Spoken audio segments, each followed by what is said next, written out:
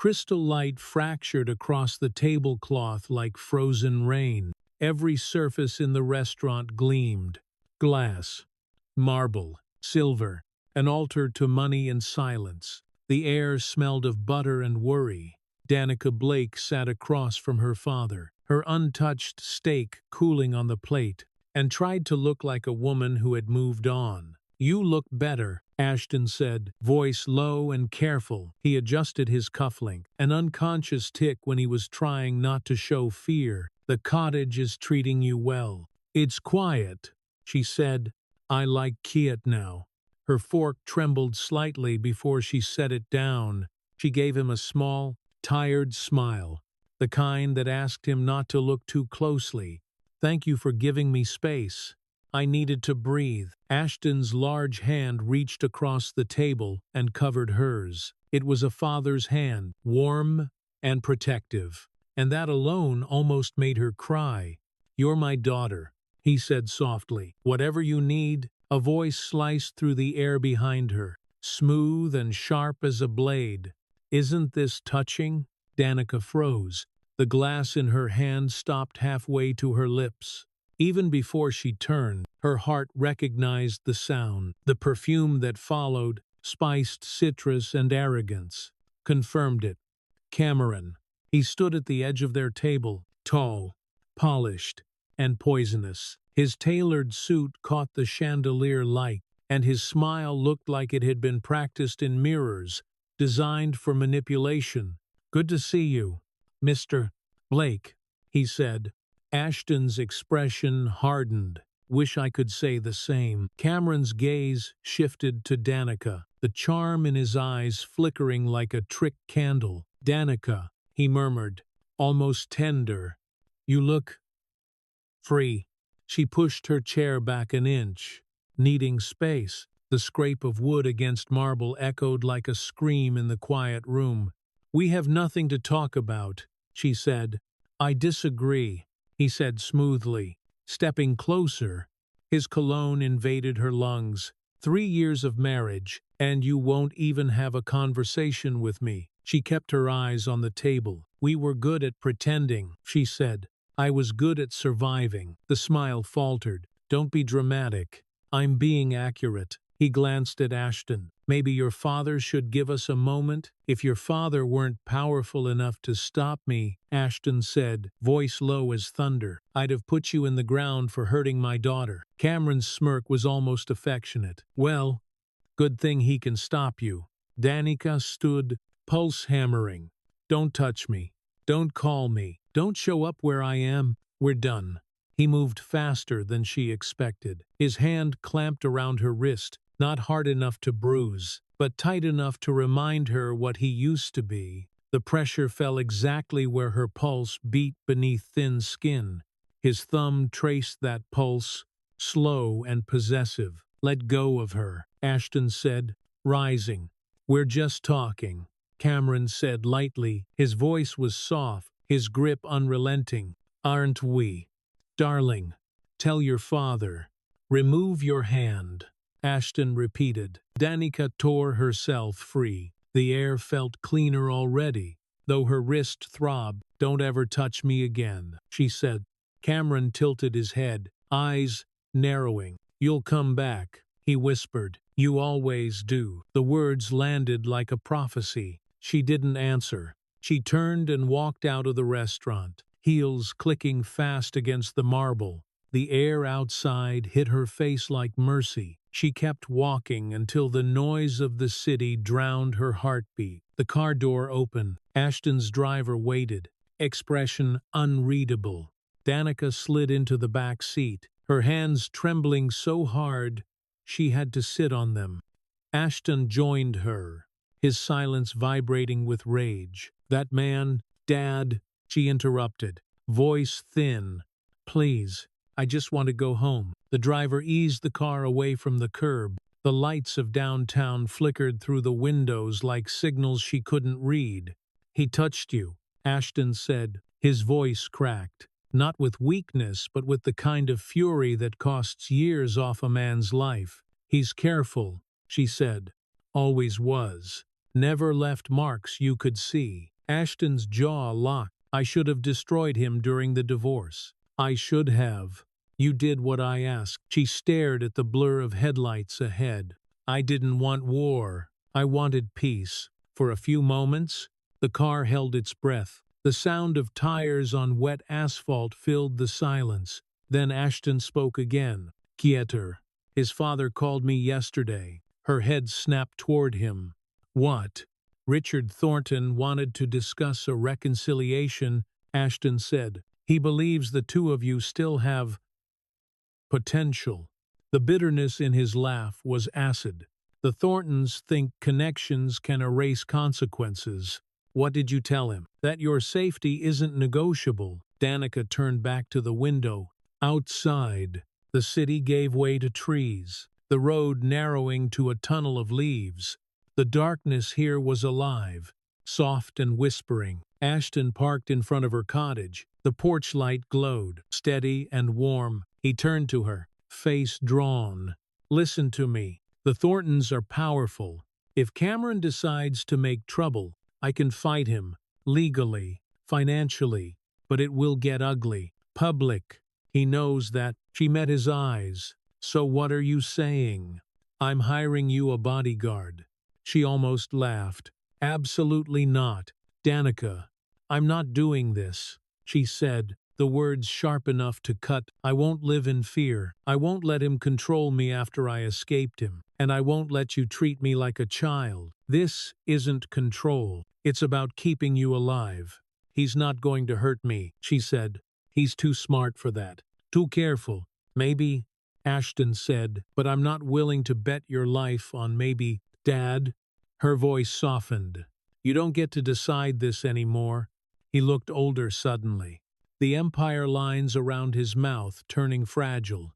I can't lose you, he whispered. She opened the car door. The night air was cool against her skin, a mercy after the suffocating restaurant. You won't, she said. He promise. She stepped onto the gravel. Behind her, Ashton's sigh sounded like surrender, but she knew better. Her father didn't surrender. He regrouped. Inside the cottage, the air smelled of basil and lemon oil. Home. She locked the door, leaning against it for a breath. The house hummed quietly, a small animal asleep. In the bathroom mirror, she saw the faint red mark on her wrist. Not a bruise. Not yet. Just a memory pressed into skin. She turned on the faucet and let cold water run over it.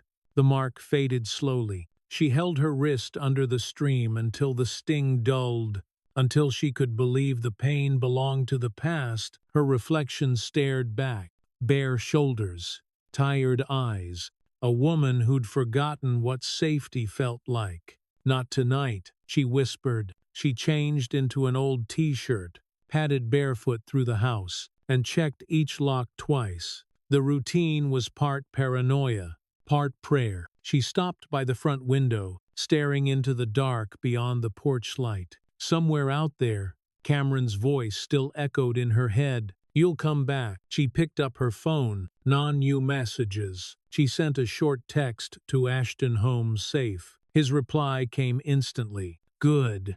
Sleep. Love you. She typed, love you too, and hit send. In the bedroom, she placed her small canister of pepper spray on the nightstand. It was a compromise between pride and prudence. She lay down but didn't close her eyes right away. Her body was still humming. A machine left running after the power cut. She counted breaths. 1, 2, 3, until the trembling eased. Outside, crickets stitched their quiet rhythm through the night. The lamp threw a warm oval on the wall. The cottage, with its chipped floors and old hinges, felt fragile but honest. She could live with that. Fragile she could fix. Sleep crept in cautiously, like a guest who had learned to knock. As she drifted, a single thought hovered between waking and dream. She had won this round, escaped the restaurant, reclaimed her voice, but the war wasn't over. Cameron's words were a seed, buried deep, waiting for light. In the dark, the porch light flickered once, then steadied.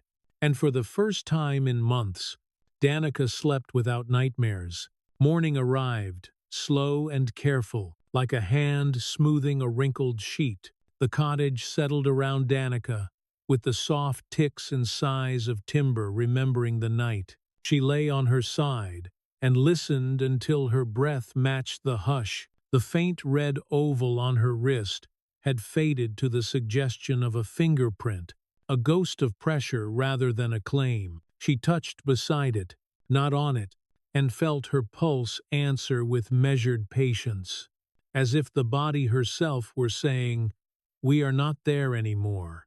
She dressed in an old sweatshirt, tugged on boots with dry mud at the seams, and stepped into the yard. Dew made the basil shine as if leaves had been lacquered. The narrow gravel path ran pale through rows of soil that smelled of iron and rain. She took the trowel with the good handle and began to work the ground the way she had taught herself to work the mind. A steady sequence of press and lever and tuck and pat. A seedling vanished beneath earth. A promise buried on purpose. Her shoulders dropped a fraction she could feel. Footsteps clicked into the morning from the lane. Not hurried, not hesitant. A cadence that had already been measured against risk and decided. Danica straightened, trowel still in her hand like a foolish little sword that at least belonged to her. She turned. The man at the edge of her garden looked as if the day had cut him out of itself and set him there. He wore a black, tactical shirt that read as intention, not costume. Dark jeans, boots that had seen weather and did not complain about it. His hair was cropped short, dark as wet bark. His eyes were a gray that knew distance and the way danger travels. Those eyes did not meet hers at first. They did a slow, professional sweep. Hedges, roofline, gate hinge, lines of sight, blind angles, the length of the road beyond the trees. When they finally stopped on her, they brought the rest of the scene along, as if he had carried the map from his head to the present. "Miss Blake," he said, "Ethan Cole, your father hired me." She let one breath out through her nose, small and even. "My father does not make decisions for me anymore," she said, "and I did not ask for a babysitter." He showed no irritation and no surprise. "With respect," he said, "this is not about what you ask. It is about keeping you safe." "Safe from what?" she asked. "Sharp reviews on moisturizer." He held up a tablet. Even that gesture carried restraint. The rectangle lifted only when his sentence was done, as if the evidence deserved not to rush. "Your ex has been driving past this cottage," he said, "4 times this past week. He has called you from hidden numbers. Yesterday he showed up at your father's office and spoke about protecting what is his." He woke the screen.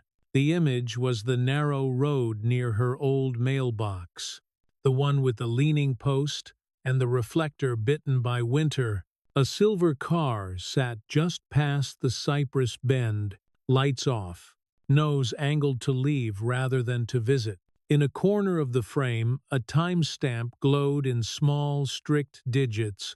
She did not need to read it. The position of the car did the talking. Still, the numbers sang themselves inside her head, the kind of song you do not choose. 22:14 and 6 seconds. She kept her face still. "How do you have this?" she asked without meeting his eyes. "External security," he said. "Cameras on the lane. Your father briefed me." "Of course he did," she said, and the taste of the words was tin and lemon. She took a step closer to the screen. The angle caught a smudge of light on the windshield, the ghost of a dashboard glow. He swiped to another still, then to a list of calls made to her number, numbers that did not belong to names. He held the tablet at just the right distance. She noticed and hated that she noticed. "You are being stalked," he said. It was not an opinion. It was the naming of weather. She felt the old reflex reach for her throat and curl there, the one that confuses naming with surrender. She set it down like a heavy bag and stood taller inside her clothes. "And what is your plan?" she asked. Follow me to the post office. Lurk by the tomatoes. Stand in corners and make everything small again. I just escaped being watched. I am not here to control you, he said. I am here to keep you breathing. Is there a difference? She asked. From where I stand, you look like every man who believes he knows what I need. Lady, he said, and a thin crack of annoyance showed and then sealed. I do not care what you need. I care about the job. I am here until the contract expires, or until there is no longer a threat. The contract, she said. A jar of honey turned to grit. I will be in the guest house, he said. My shift starts now. You cannot just move into my life, she said. I can, he said, and I did. I will try to stay out of your way. I suggest you stay out of mine. He turned toward the back of the property. The sound his boots made on the gravel felt like a new clause added to an old agreement. Danica stood in the garden with dirt under her nails and anger running the fence like a fast dog. It took 5 breaths to become a decision. She rinsed her hands at the spigot until the water ran clear, then followed. The guest house door stood open to a rectangle of quiet air that smelled faintly of cleaner that was not hers.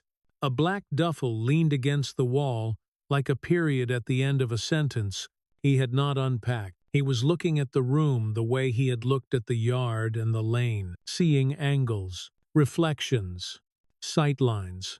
When he turned, she recognized how easily his presence filled a doorway without trying. You cannot just install yourself, she said, stopping on the threshold, because stepping inside felt like surrendering ground. I can, he said, and did. You are not funny. I am not trying to be. Do you plan to stand outside my window at 2 in the morning? She asked. If the line of sight requires it, he said. Their eyes held, his attention felt like a tool, not a touch. Rules, she said, because if he would be here, then language had to be here first. If you are staying, I already have rules, he said. They apply. You are in my house, she said. Then you answer to mine. He waited. It was the sort of patience that drivers show at a merge when they are serious about not getting anyone killed. Do not enter the main house without knocking, she said. Do not comment on my schedule. Do not coordinate with my father behind my back. If you update him about threats, copy me. Always. Done, he said. And do not call me Miss Blake, she added. It makes me feel ancient. What should I call you? He asked. Danica. He nodded. Danica. Her name sounded different in his mouth. Not a label, but a location. Rules from you, she said, because fairness keeps a room level. Do not ignore my instructions when there is danger, he said. No last-minute detours without telling me. If you see the silver car or the man anywhere near, you go inside and call me. If I tell you to get down, you get down. She wanted to find a clever line. The body took a vote. She nodded. Keep your phone charged, he added, and stop leaving the porch light on when you sleep. It throws your silhouette on the blinds. She opened her mouth to argue and then closed it. Fine, she said. A van rolled slow along the lane and stopped by the mailbox. A delivery man carried a crate to the porch, rang the bell, and walked back down the steps, with a little wave toward the camera she had mounted months ago and never connected. I will wire that this afternoon, Ethan said, catching the thought as it left her face. And the back door, and the shed, and the gate. You cannot drill holes in everything I love, she said.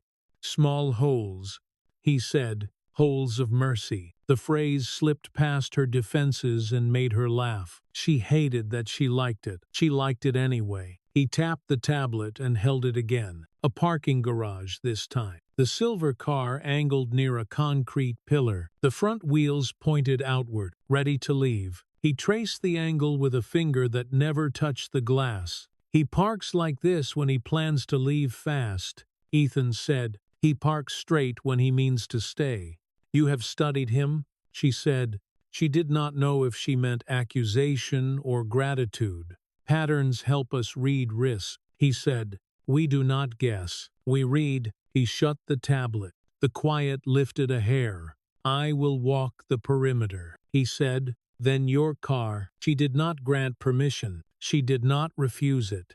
Fine, she said. Stay out of my herbs. He almost smiled and was gone again into light. In the kitchen, she set the flower crate on the counter and cut stems under water the way the florist had taught her. The vase filled the room with green and clean. Through the window she watched him move a measured circuit. He knelt at the gate and touched a hinge with 2 fingers, as if asking the metal a question. He paused at the porch steps and really looked, at the little screws backing out, at the hairline crack in the second riser that she had never noticed, because love makes you learn only the rooms you use.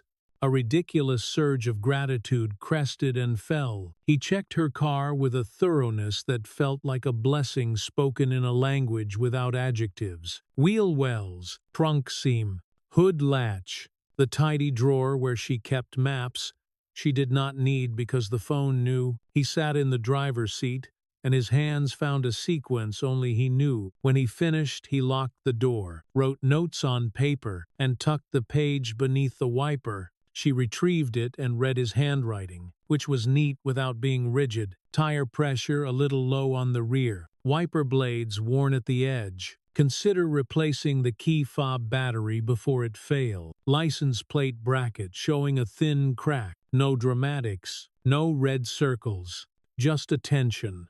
She poured 2 coffees and carried them to the porch. She did not call him. He arrived, as if the house had told him there was warmth on the rail. She set the cup down where the grain made a safe, hollow black. She said, "No sugar." An experiment. He studied the cup as if it might decide to become a weapon. Then he took a sip and nodded once. Better than the restaurant. He said, "You were watching," she said. "Yesterday," he said, "from the street."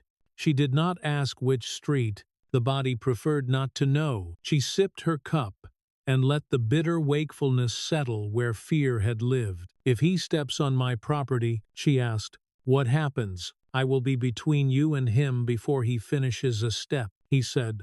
"And if I am not here?" she asked. "If I am at the market or the office, I will still be between you and him," he said. The word between felt like a room with a roof and locks that respected the person inside. He set his empty cup exactly where it would not stain or fall. He looked toward the trees and then back at her, and in that little turn the next part of the story found its breath. He does not know the estate cameras sync to city time. Unalterable. The sentence stood up clean in her mind. A line of type in a file she did not remember creating. It settled there, small and certain as a compass point, somewhere beyond the hedge.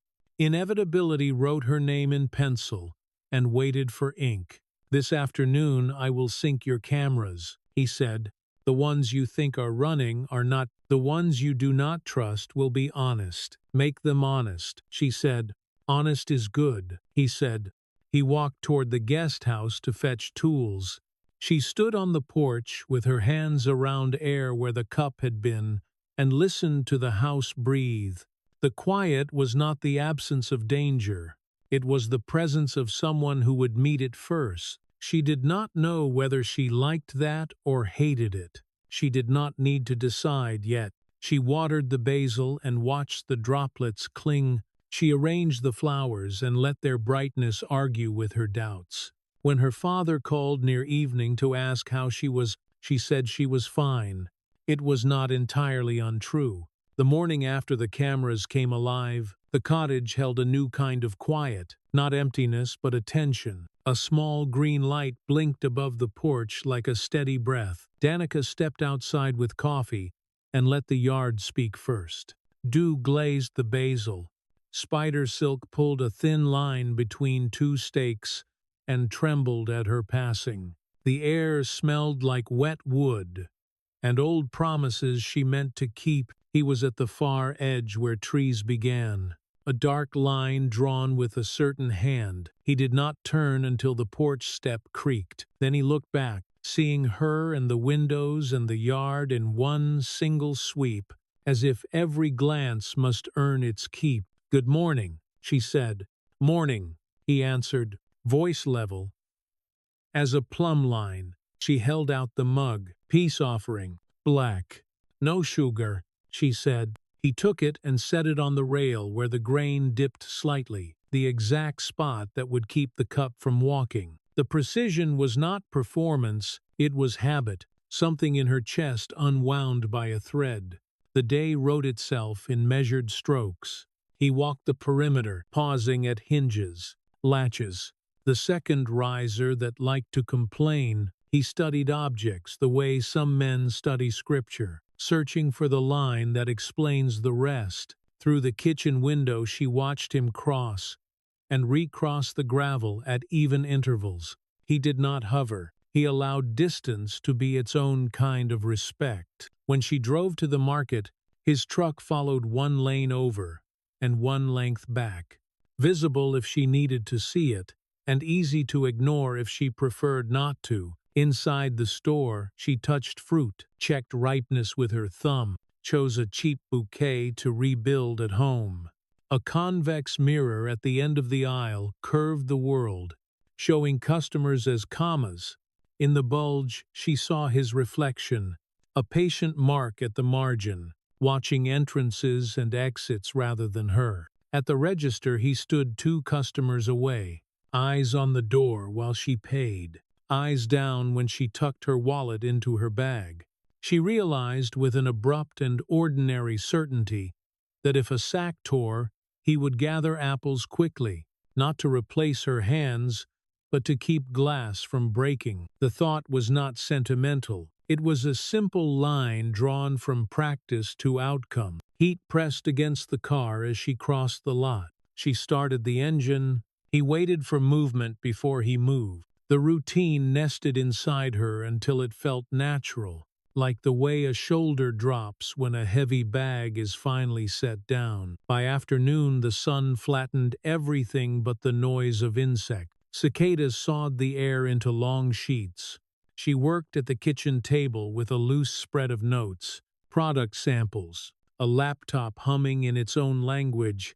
Out past the glass, his shadow slid across the yard and disappeared. When she next saw him, he was bent near the gate, shoulders making a shape she had seen in waiting rooms and chapels.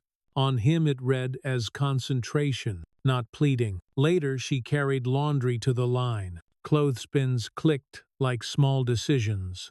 A car ran too fast along the lane beyond the trees.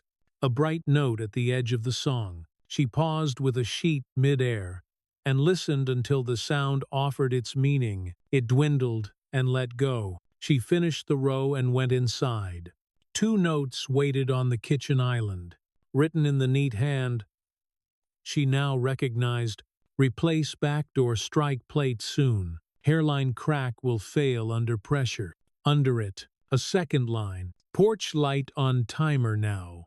It will not silhouette you. She stood there longer than the facts required. She had not told him how shadow on blinds could turn a rib cage into a target. She did not have to. She lifted the notes, felt their weightless weight, and tucked them into a drawer. She had started calling the drawer for mercy. The cameras clicked as daylight handed off to their small eyes. She stirred a pot on the stove until the kitchen smelled like rosemary and patience. She ladled soup into 2 bowls, set one on the rail where coffee had been, and left it without comment. When she returned later, the bowl was gone. In its place, a square of paper leaned against the post. "Thank you. Good. Needs more salt." She salted the pot and laughed to herself. The sound, small and alive. He did not knock that evening. He did not announce himself. The property breathed in one long lung. She answered 2 long emails without apologizing for the length, and a third with exactly the sentence she meant. The basil darkened toward night and turned the room into a garden again. Near midnight, she rinsed a glass and thought of the past version of herself who would have stood here bracing for a narrative. She turned the light before she reached for the faucet without thinking, and only after the light was on did she see the note he had left beneath the switch last hour. Do not walk into the dark with glass in hand. Turn the light first. You do not need to be brave to be safe. Yesterday the line would have needled her. Tonight it settled somewhere low and steady, like a stone in a pocket. She crossed the living room and found the window. Its reflection held her face for a moment and then surrendered to the yard behind it. He stood where he had the night before, not close, not looming, exactly where a person would stand if the first responsibility was to see trouble before it grew teeth. His hand rested a breath above his hip, a posture she now understood. She lifted the glass in a quiet salute. His shoulders softened by a measure, his hand dropping away. The shift was so slight she could have called it imagination. She did not. Sleep took her quick and clean. A branch scraped the siding at 2, and her body weighed the sound and declined to panic. She woke to dawn, and the long, low murmur of a house approving of itself. The next day began as the others had, and then swerved. Clouds stacked over the hills and debated rain. She went to the post office because errands make a life that still belongs to you. He followed at the usual distance, an unremarkable car with remarkable discipline. Inside, air conditioning kissed her skin. Paper, dust, and tape gave the place its familiar smell. The clerk with bright lipstick weighed her package with ceremony and slid a receipt across the counter with a flourish that turned numbers into kindness.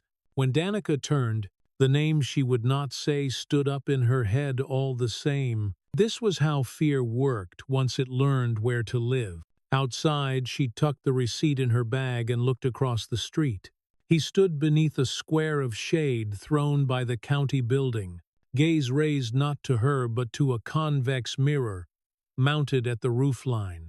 In the curve of glass, she saw the lot behind the post office, the alley, the back of a delivery truck, and the shoulder of a man in a silver suit moving quick through the edge of the frame and gone. Her breath hesitated and then continued. That shoulder could have belonged to anyone. He did not text. He did not point. He moved his truck 2 spaces closer to her exit path and then took the position that made most sense to momentum. She did not ask later if he had seen what she saw. Some things are less dangerous when they belong to one set of eyes. On the drive home, the radio fished an old song from static and put it in her lap. She let it play, and did not apologize to herself for feeling better than she had budgeted. His truck existed in the mirror without making her smaller. The discovery felt both ordinary and immense. Evening let go of heat like a guest leaving without drama. A lamp snapped on in the guest house. The scent of coming rain moved through the screen before the first drop thought to exist. She wiped the rail, where his cup had left a dust ring, and felt the small satisfaction of making a place ready for the next object to know it belonged. A text from Ashton arrived at 9. External coverage funded. How is he? She typed and deleted twice before sending. Professional, precise, annoying, effective, good. Ashton answered. Sleep. She did not say she would. She stepped into a shower hot enough to negotiate with her shoulders and tied her hair in a towel. For a moment, she stood there in steam and let her body remember ease. When she turned off the tap, she felt taller by the distance of one vertebra. Just before midnight, she reached for water and saw the kitchen light already waiting. The note at the switch was familiar now, as if the wall had learned to speak in his handwriting. She lifted the glass and stood at the window, because she trusted the night to be generous when asked properly.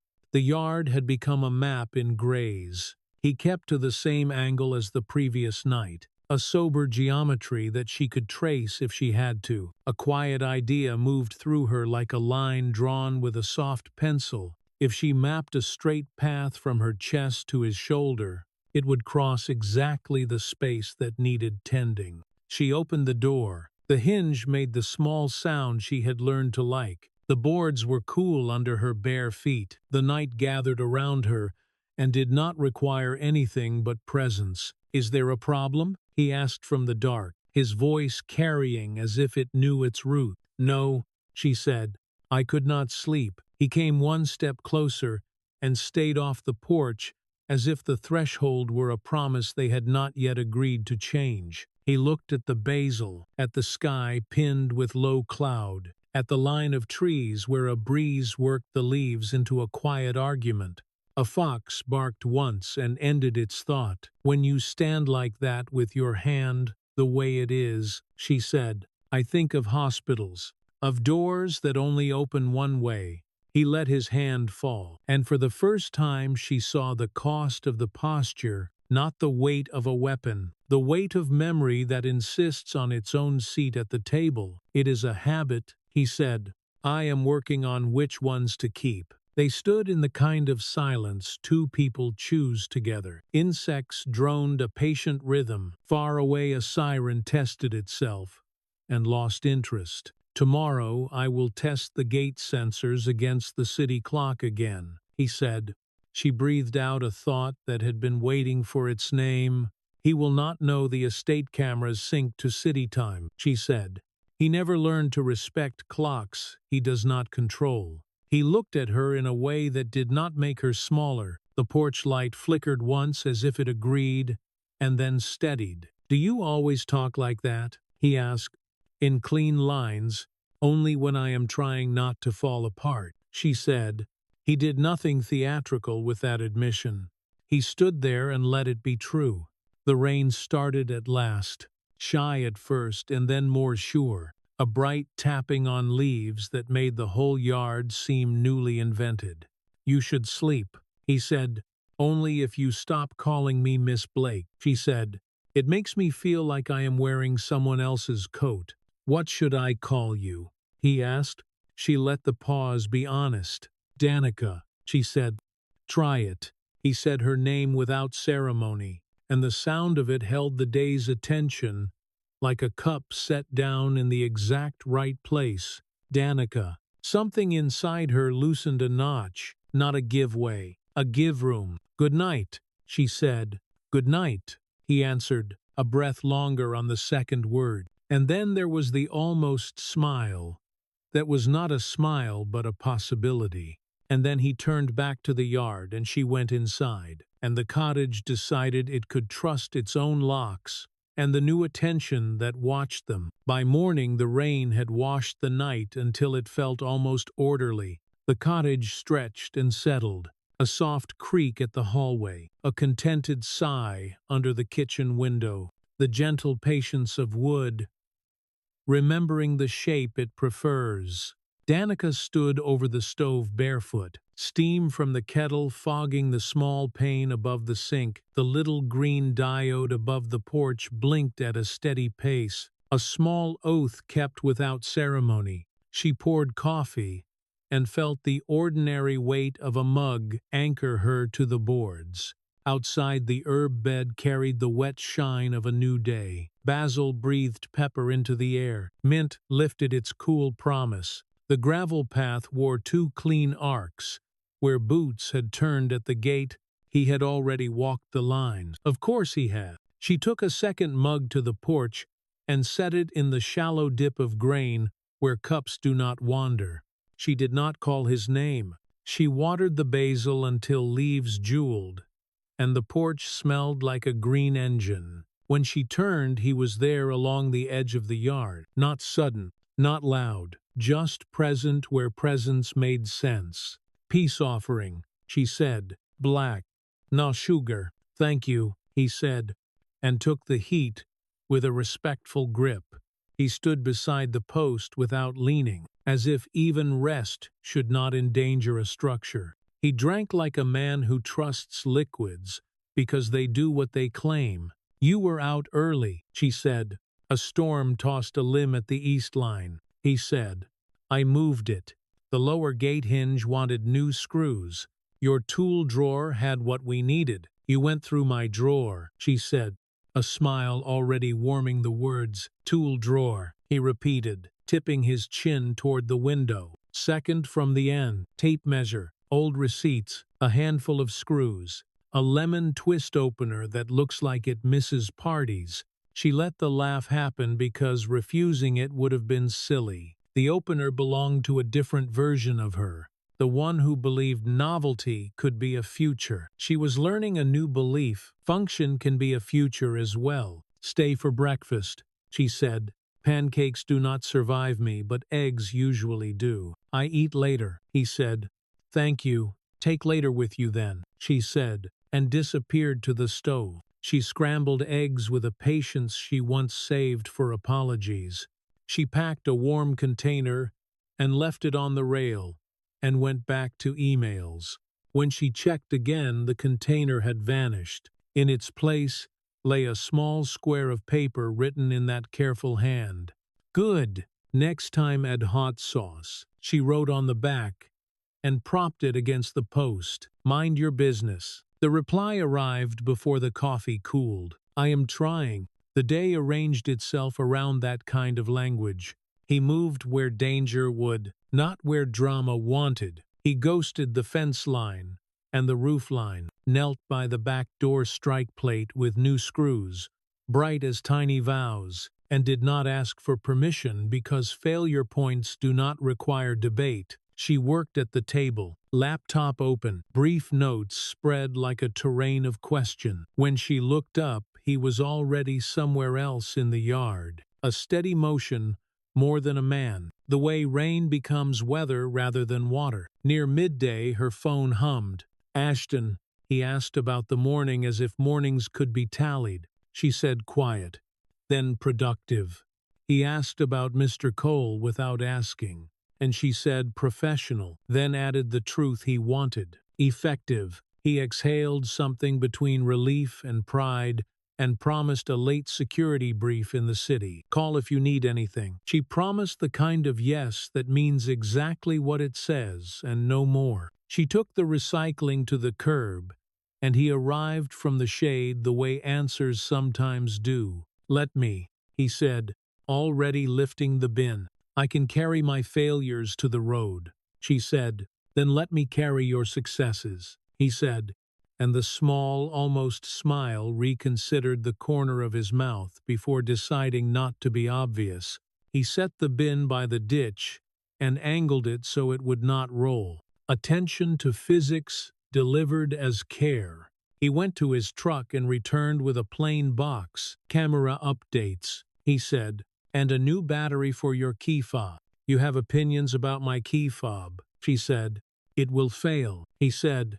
He placed the battery in her palm with the certainty of a solved proof. Replace it or I will. The tone should have scratched. It did not.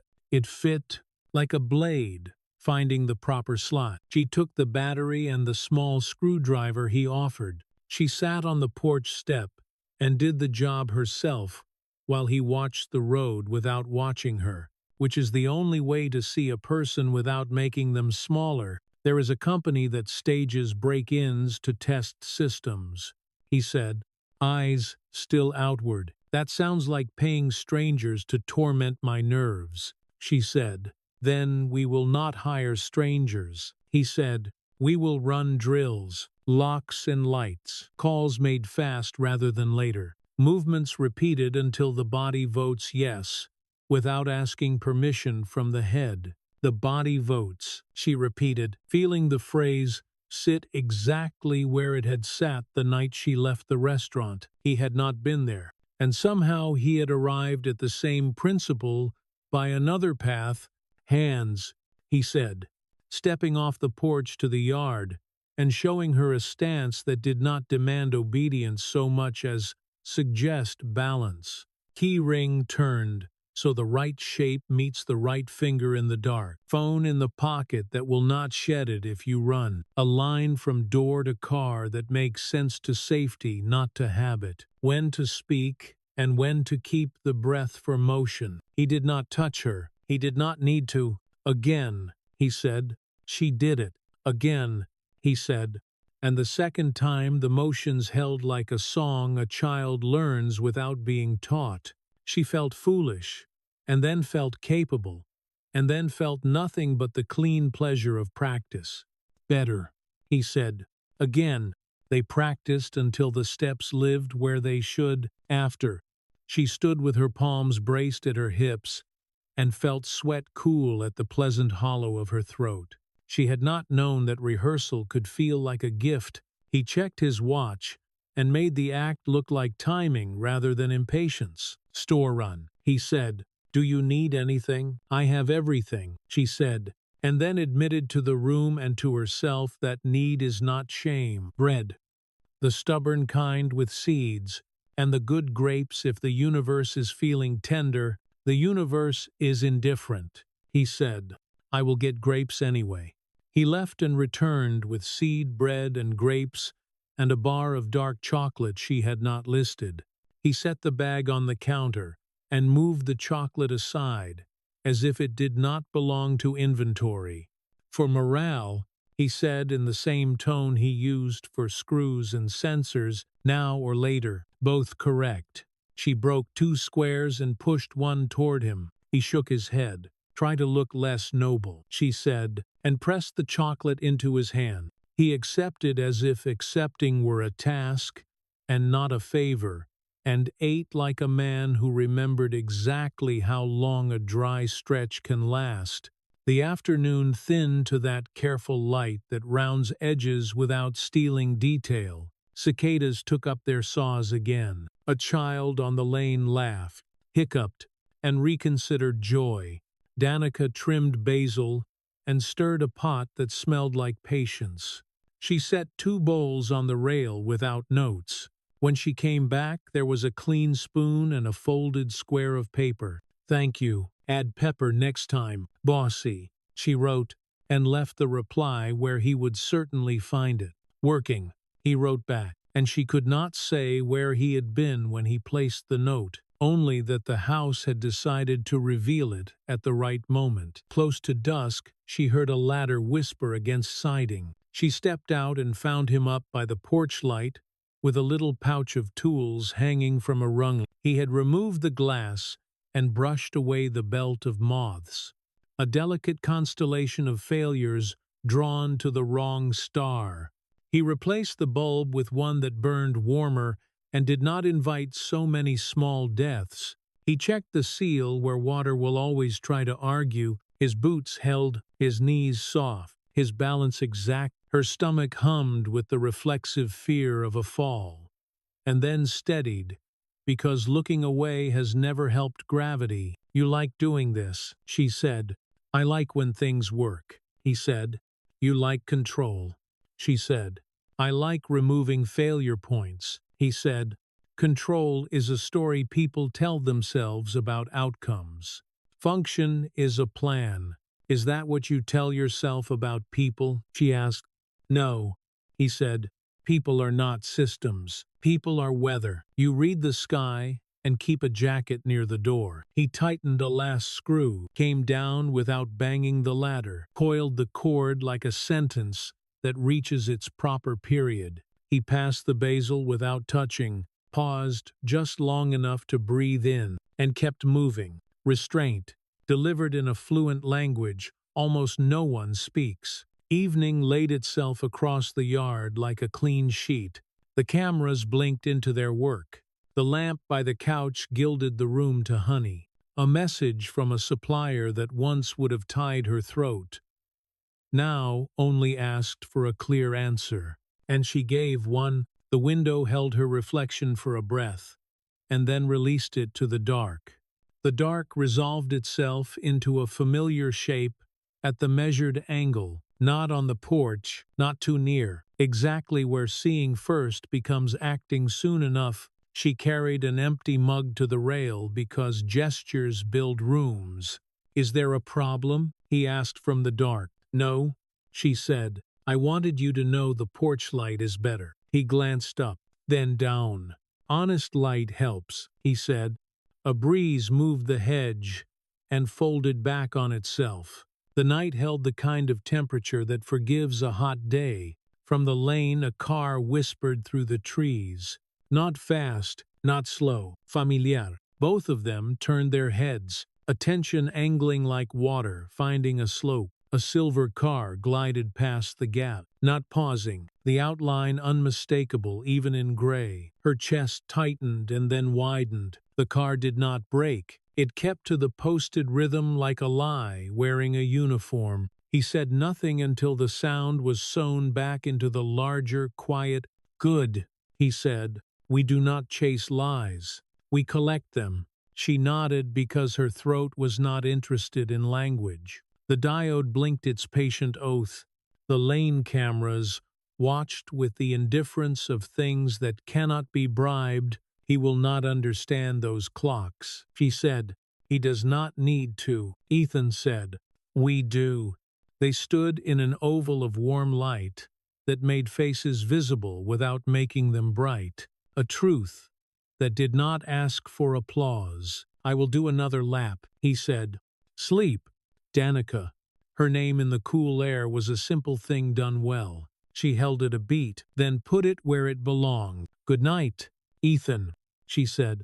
He moved into the dark with the quiet that is not absence but competence. She went inside, set the empty mug in the sink, turned off the lamp, and listened to the cottage, accept night and company with the same breath. In bed, she left the pepper spray on the nightstand, and felt no shame about prudence.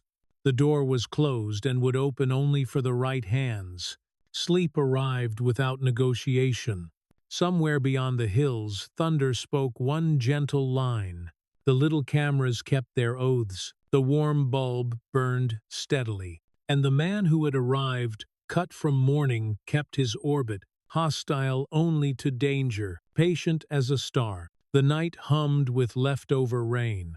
The generator had gone quiet, leaving a soft vacuum that made every breath louder. Danica stood at the sink, rinsing the same glass twice, her reflection trembling in the water film, her pulse echoing in her throat. The porch bulb burned its gentle gold, catching the curve of Ethan's shoulder through the screen door. He had taken position again under the eave, rain jacket open, one hand against the post, as if the whole structure might need reminding that it was still safe.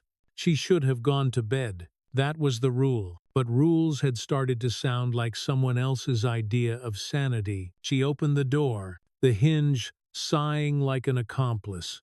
"You are still awake," he said. "So are you," she said. He turned slightly, not enough for intimacy, just enough for light to graze his jaw. The gauze she had taped over the knuckle earlier had darkened to a pale blush of pink. It made him look more human than he liked to admit. "Does it hurt?" she asked. "It talks," he said. "Pain is a memo. And what is it saying? That I am still here. That I should stop letting rain make bad ideas sound noble." She stepped closer, her arms folding because if she didn't fold them, something else would open. The smell of wet pine and antiseptic filled the air. "You do not like bad ideas," she said. "No," he said, "but I work for them sometimes." He looked down, eyes half in shadow, half in the faint honey spill from the bulb she had watched him install. The air between them felt like a live wire disguised as silence. She touched his wrist. Only that, a check for heat, a human reflex. The pulse there betrayed both of them. "You should keep it dry," she said, meaning the wound, meaning everything. "Impossible," he said. "You live near weather." She took his hand anyway and turned it gently so the gauze caught the light. The cloth edge had curled. She smoothed it back with her thumb. He did not move. His breathing slowed, as though obedience were part of training. "Hold still," she said. "Always do," he said. The electricity between their words was the kind you only notice once it starts burning the air. She unwrapped the old gauze, exposing the clean cut underneath, the faint pink edges like parentheses closing around a secret. She dipped a cloth in antiseptic, wrung it, and pressed it lightly. He did not flinch. "You are quiet," she said. "Noise wastes attention," he said. "And what deserves yours right now?" He looked at her finely, the gray of his eyes catching the porch light until they almost reflected gold. "You," he said.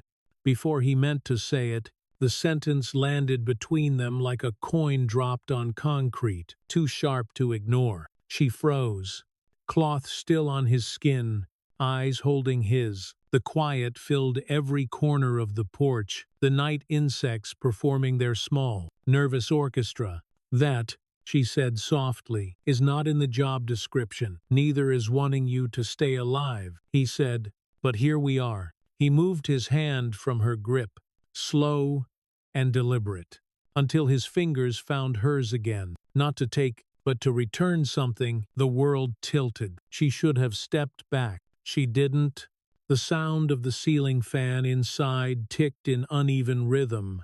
Rainwater dripped from the gutter in single syllables. When he bent toward her, the motion was careful, conditional, like an instruction waiting for consent. She met him halfway because every rule had already been rewritten by proximity.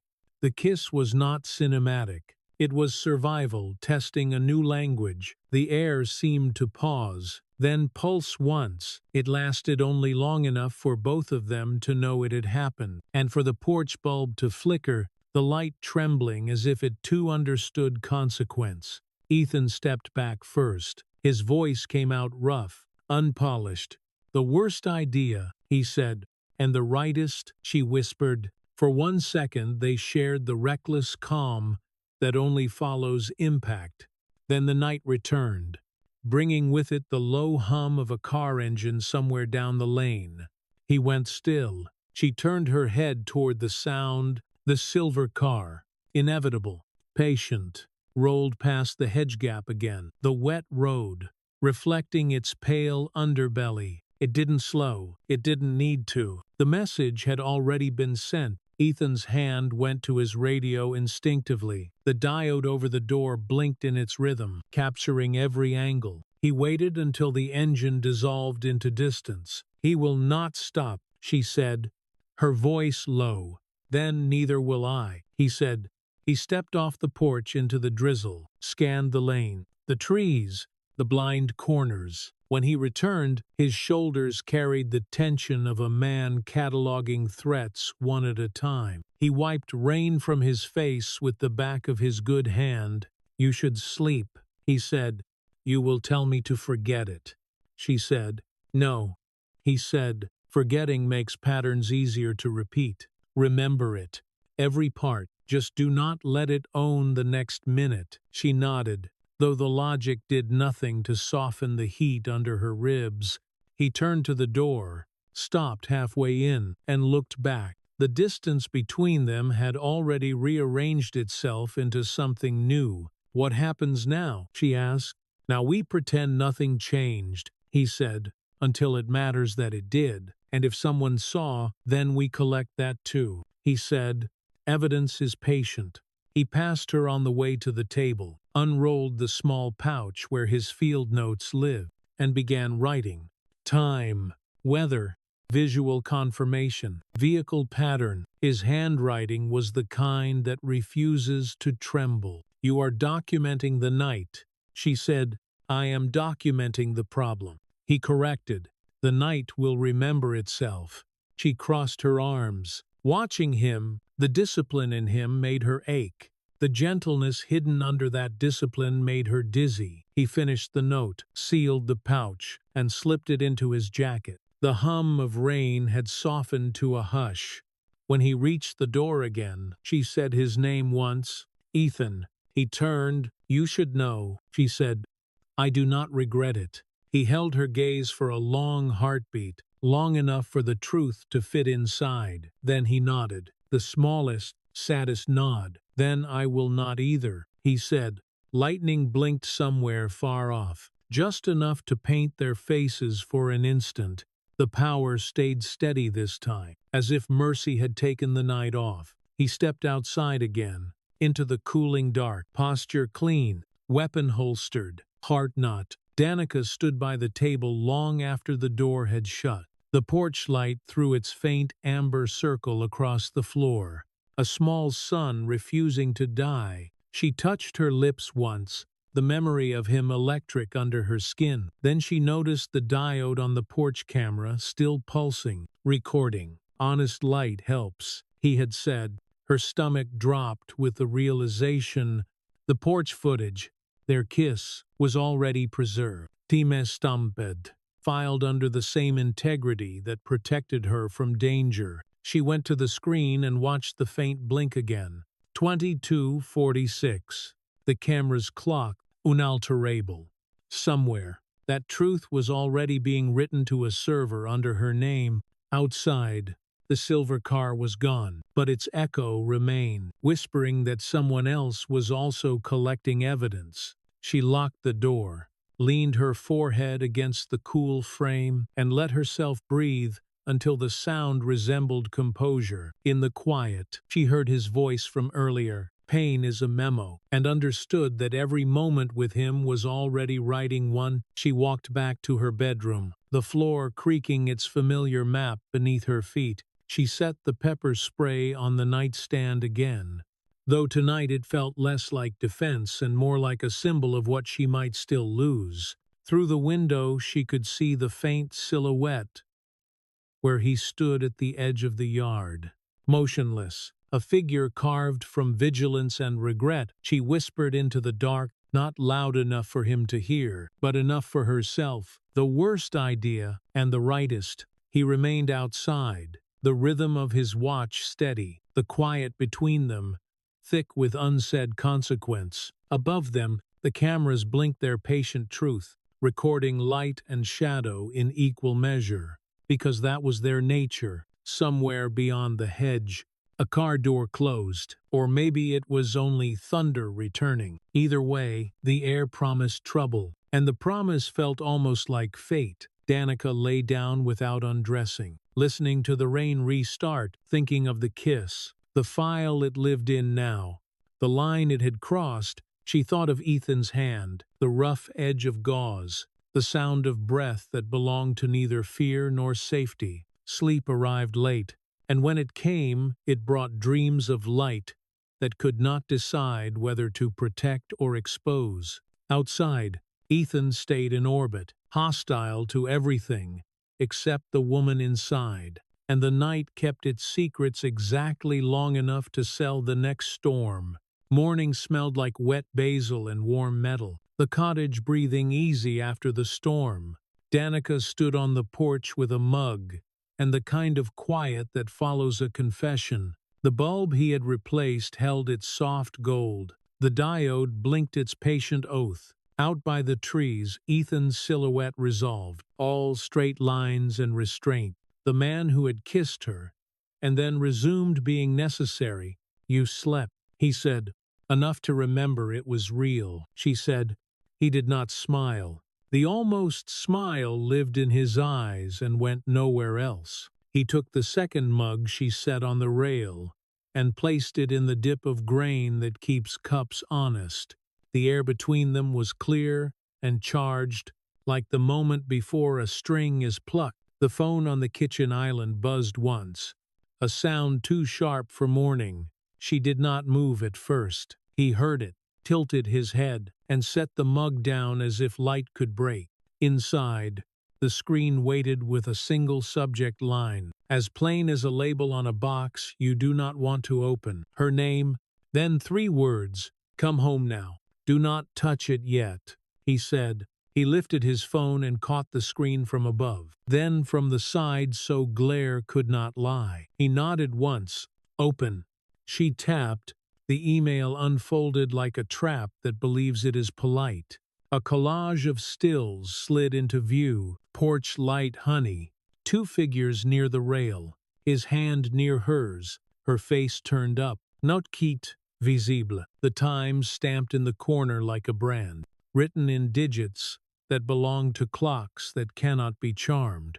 "He will say it proves everything," she said, throat tight. "He will say anything he thinks will move you." Ethan said, "The city clock will move him more." There was more. A final line, like a blade wrapped in velvet. You have 24 hours. Come home and apologize, or the world sees. Your father's partners will see first. The room shifted around the sentence. Danica put her palm flat on the island to tell her body where she was. Ethan breathed once like a man filing a report. We collect, he said. Then we decide who hears it from us. Her thumb shook only once as she forwarded the email to his encrypted address, and to her father and to the lawyer, whose name she used only for fires. Ethan moved to the console and opened the folder he had started the day before. He slid the new stills beside the headshots, the city sink, the note bagged from the mailbox. The story gained spine under his hands. Call him, Ethan said, before this reaches him sideways. She pressed Ashton's name. He answered fast, voice already braced. Talk to me, he said. There is a leak, she said. Photos. The porch, me and Ethan. A deadline tied to your partners.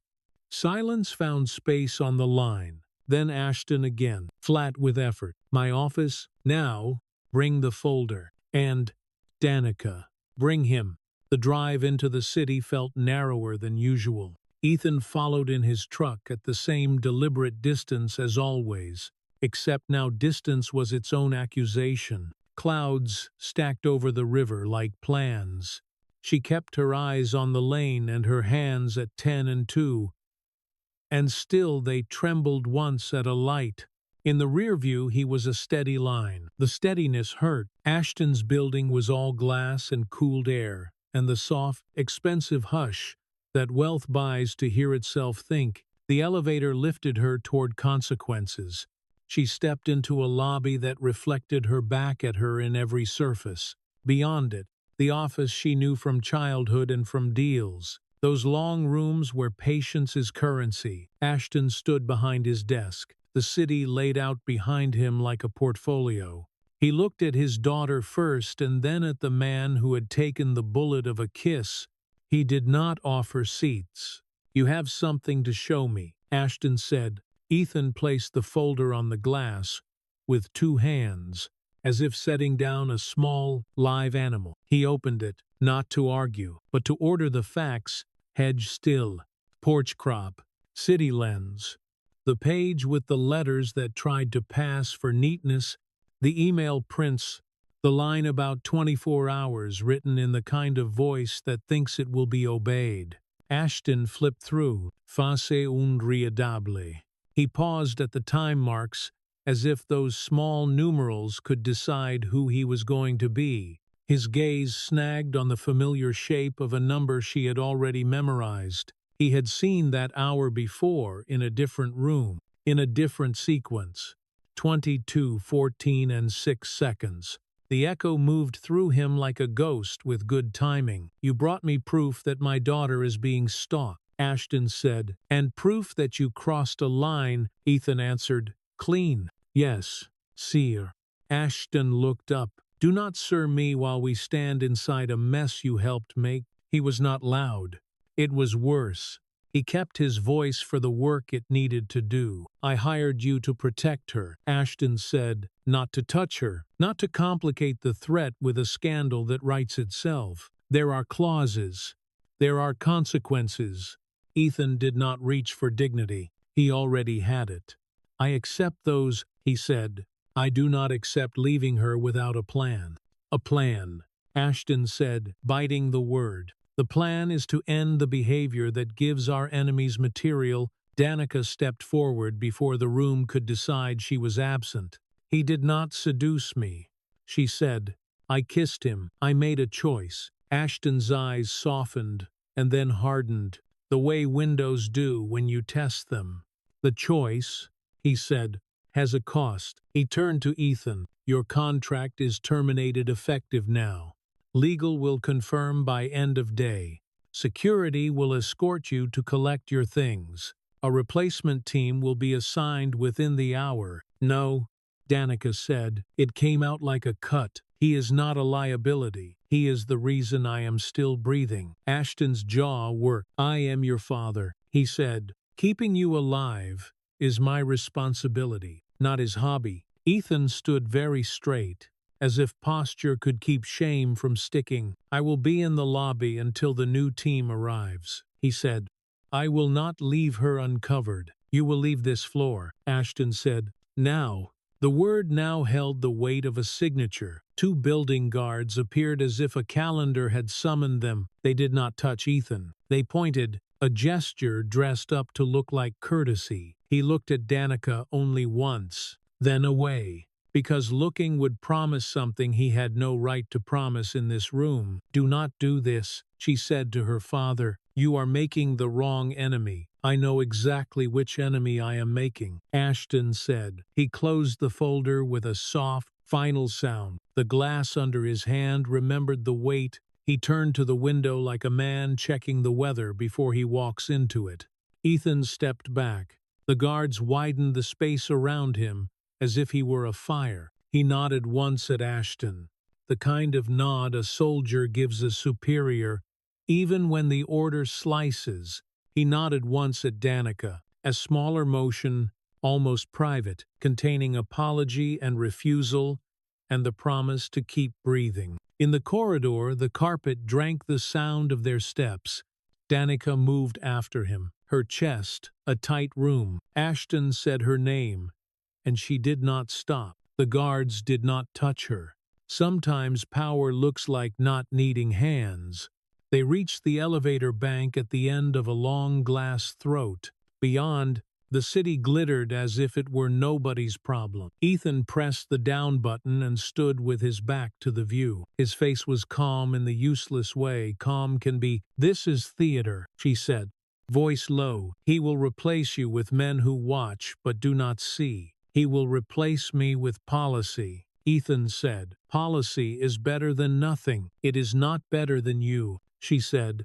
He looked at her then. The almost smile was gone. What we did, he said softly, I do not regret. What happens next, I will not make worse. The elevator arrived with a muted chime. The doors slid open to reveal a mirrored box that copied them badly. The guards stepped aside to make space. Ethan did not move. You will keep the drills, he said.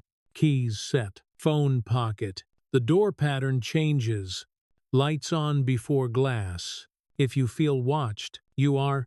Do not argue with that feeling. I do not want instructions, she said. I want you. The doors tried to close, and then reconsidered. He reached and held them apart with one palm. His other hand almost rose, and then did not. He was still obeying a contract that had already been torn. 24 hours, she said.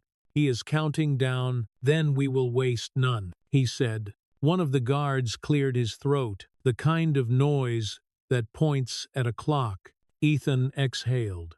He did not say goodbye. He did not say her name. He let the doors take the choice from him. Glass slid shut between them. For a moment, she saw herself doubled on his side, the reflection thin and brave and useless. He stayed standing where she had left him, a straight line drawn by a steady hand. The car started down.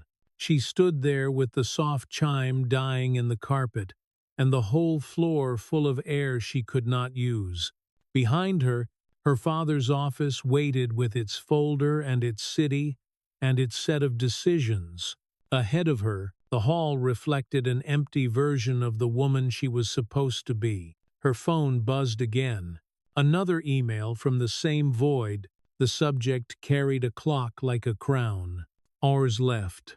The body of it said, "Come home or burn." She put the phone in her pocket and felt the cold stamp of it through cloth.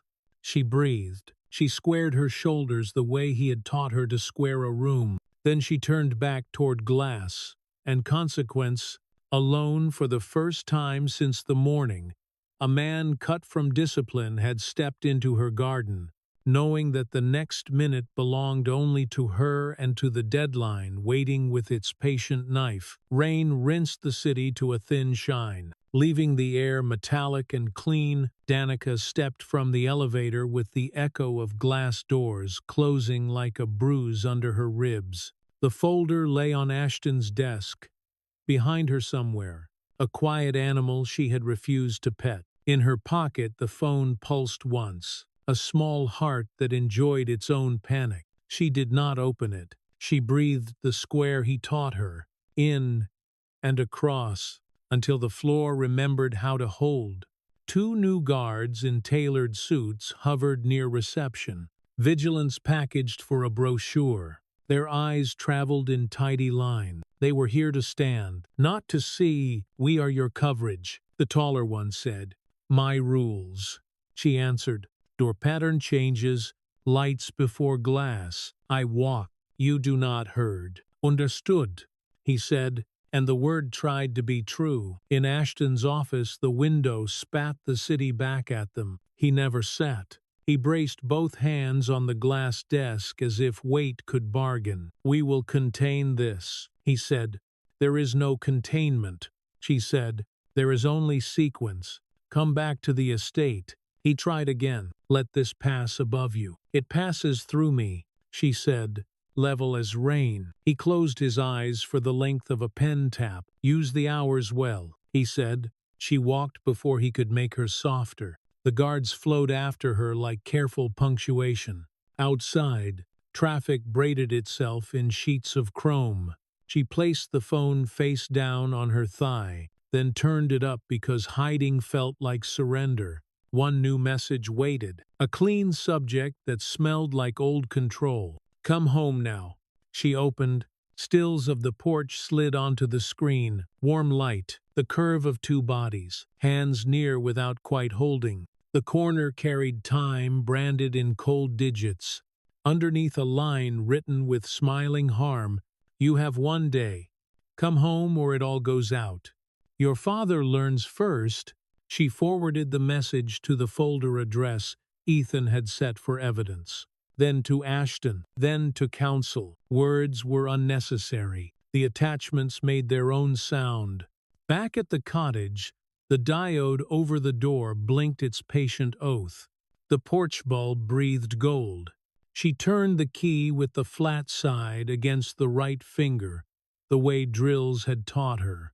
Lights before glass. The guards walked the rooms like tourists who believed their shoes were permission. They missed the seam under the porch light, where water loves to argue. They missed the second stair that complains.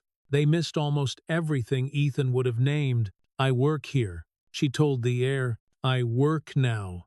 She buried herself in orders and invoices, and the nameless discipline of moving one thing from chaos to category. The men settled into corners that looked good on paper. The day thinned to a gray that felt like waiting. The phone jumped on the table with a bright shudder. She photographed the screen before she touched it because habits are armor. A new message loaded, an embedded image cropped tight enough to wound. The porch again, the almost of a kiss. Faces out of frame, as if mercy had rules. A line beneath it, soft and surgical. "Tell Daddy to open his calendar.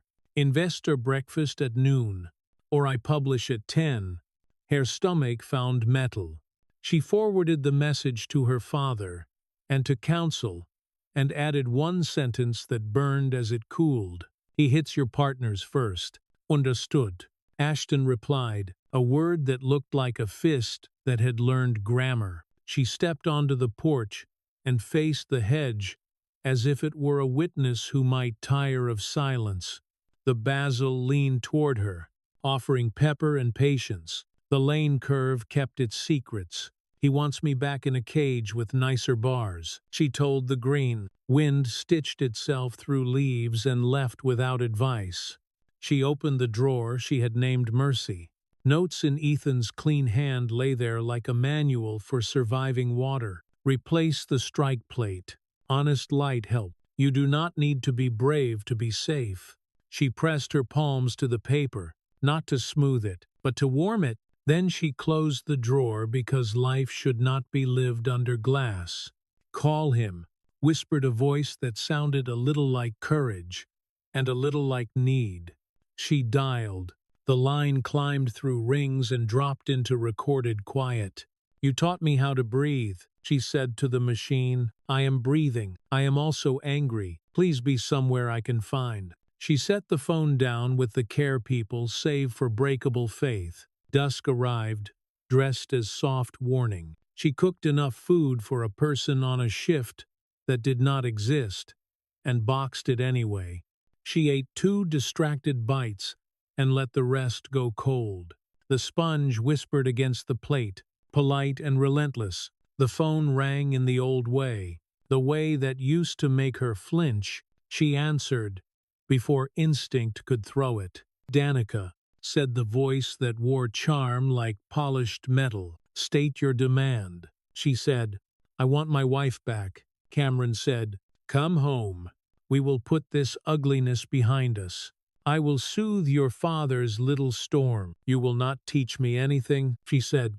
State the threat without perfume. Investor breakfast at noon, he said. Words shiny as teeth. Photos go public at 10, or you arrive where you belong. And stop chewing the hand that feeds your future. Release the photos, she said.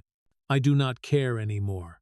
He laughed softly, the laughter of someone who collects people. Do not bluff with me, darling. Consider another map. You are not the only one who bleeds when you forget how much I care. The line clicked off, a small violence pretending to be etiquette. She forwarded the call log to the folder because truth must be carried when you cannot.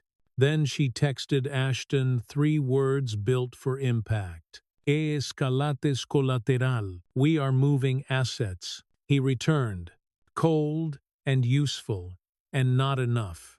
She looked at the guards and saw mass without memory. She felt the ache of a torn thread tagged in a clear bag and missed the man who would have noticed it. Enough, she told her own body. Choose the next minute. She showered and let the water argue with her skin. She put on clothes that could run, hair tied back because hair loves trouble. Keys where drills put them, phone where drills kept it. She thumbed the spray into the sink to watch the cone bloom brief and ugly. These were small powers. They would have to do. She drew a quick route on the back of a bill. From door to car, from car to neighbor's porch, from voice to crowd. She marked where the cameras would catch her and where the lane would swallow her, then tore the paper and flushed it, because maps do not deserve to be found when men who love control come hunting. Sleep arrived in pieces, sharp and argumentative. She woke to a gray that had not decided whether to be day. Coffee chose courage for her and burned kind on the way down. She texted Ashton and counsel in words that would look reasonable even if read in court. I will meet him on neutral ground. 2 guards. Public space. 1 hour before noon. No.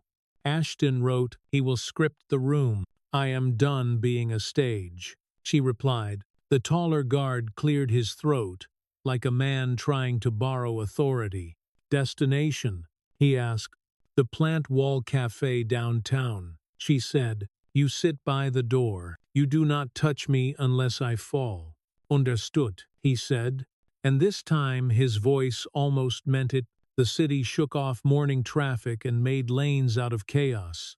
The cafe smelled like citrus and brass. A wall of vines climbed toward the skylight, as if even leaves knew how to hope. She chose the table that put the door and the street and the ceiling camera in one clean line. She set the phone screen up because fear thrives in shadows. Cameron arrived exactly on time, as if control had taught his feet to keep beat. Suit the color of easy money. Smile with no pulse. He sat without asking. He folded his hands as if prayer still returned his calls. You look thin, he said.